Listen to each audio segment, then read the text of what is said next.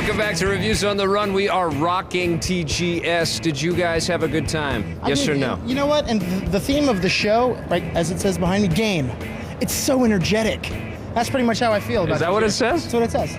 It's so energetic. It's so energetic. I think that's a Wii slogan. No. A few years ago. No. Wouldn't that be? No, that's TGS's slogan for 2000. All right, That was my cool. slogan back in 1976. 1976? Game, it's so energetic, yeah. Yeah? I met a lot of girls that way. Did you? Did you have any observations about, this trip in general, coming out to TGS, getting a sense of how games are kind of received by the Japanese public, how it's integrated into the culture? I wear my emotions on my sleeve. That's just who I am. Yeah. I was a little disappointed in this TGS. It seems like there's one other hall that's not there this year or something. Well, I think there's been some consolidation in the business. I think it's been a tough transition into this generation. We're at the tail end of it. We had a big economic downturn for everybody, and the Japanese gaming environment definitely suffered from that. I think this is what we're seeing. But I'm pretty impressed with what I'm seeing on the floor. I mean, there's some really good-looking stuff. The other thing that I'm seeing is, you used to come to Japan, you used to be able to get stuff here that wasn't out in the States. Yeah. Now there's stuff out in the States that you can't get here yet. Just from a casual observation, it's like the Japanese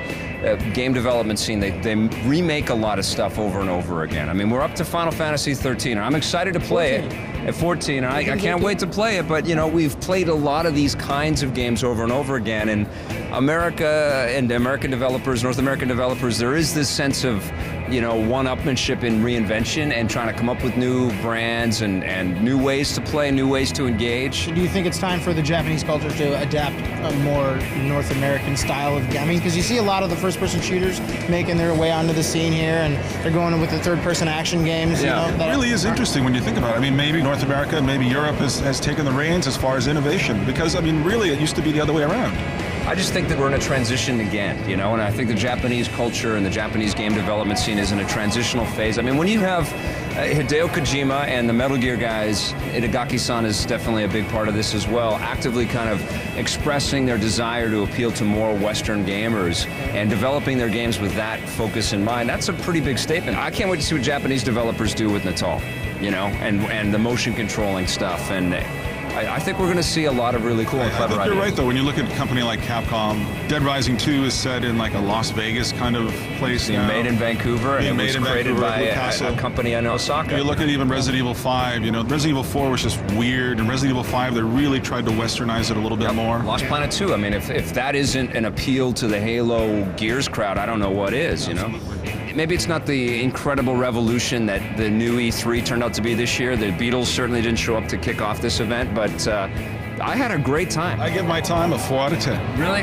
Overall? Not that fun? I don't love this venue. I mean, look at the convention center in LA is kind of, and LA it's is way not out my of favorite town city. too, this one too, It takes us like an hour to 2 hours to get out here. If you get lost on the train, 2 hours if you don't want to. Well, the Reviews on the Run helicopters, they weren't gassed up.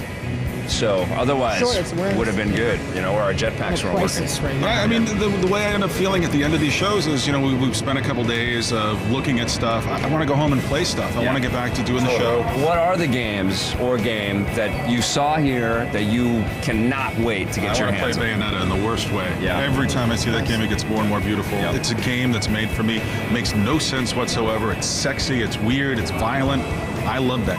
I'm looking forward to playing more Lost Planet 2. Yeah. Uncharted 2, which, looks sexy, but Unreal, Lost Planet 2 was the one I got my hands on that I really would like to play. Lost Planet 2 looks so good. I was so stoked to see it here on the big screen. It looks incredible. What freaked me out, Uncharted 2 and God of War 3, I am dying for those games. I'm a big fan of the franchise, but I was blown away by Final Fantasy 13, not expecting to be so hyped up to jump onto that.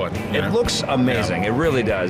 Metal Gear Solid Peace Walker, to walk away with that demo, that free gift from Kojima Productions, and to be able to play this thing, I think it's going to be my favorite PSP game of all time. It comes out next year, hopefully by the summer. All right, relax. So that's my game of the show, is a Metal Gear Solid. Peace Walker? Yeah. Now, would you say that since E3, people usually cater more towards the Xbox, that it's kind of surprising that TGS is more Sony, there's a lot more Sony love? Well, no, it isn't, because, Sony's a Japanese company. There's a lot of cultural pride for the machine. It's been the dominant market leader. I mean, look at it. The Last Guardian, God of War 3. In the end, there will be only chaos. These are really, really big games. I don't think when you're looking at the first-party lineup from 360, I mean, ODST's already out there. It's not quite the same pedigree. Yes. You know, this is really the Sony and the PlayStation show. You know, there is always that sort of jockeying for position at these shows. Everybody tries to one-up each other, and Sony's definitely here, and they've claimed their space, and they've claimed this as their show. And Microsoft had a big presence, and they made it. But they're pushing each other, and I think that's good. It's very good. The PS3 Slim is a beautiful redesign. Yep. And the PSP Go, I don't know. We're on the fence. We'll have to take a look at it when we get back to the Can't States. wait to review the PSP Go. Decent show, not the best TGS I've been to, but not a bad one, and definitely some really cool games that I can't wait to play. We'll see you guys next time on Reviews on the Run. You know you can get caught up on the show anytime you want to at reviewsontherun.com. Yes. You can also follow us on Twitter at Reviews on the Run. This is at Don Fubar. This is at Scott C. Jones. He's at Victor_Lucas. And we'll see you guys next time. Thanks for watching Reviews on the Run, and we'll be back for TGS 2010. Maybe. Sound all right? Maybe. Arigato. Arigato.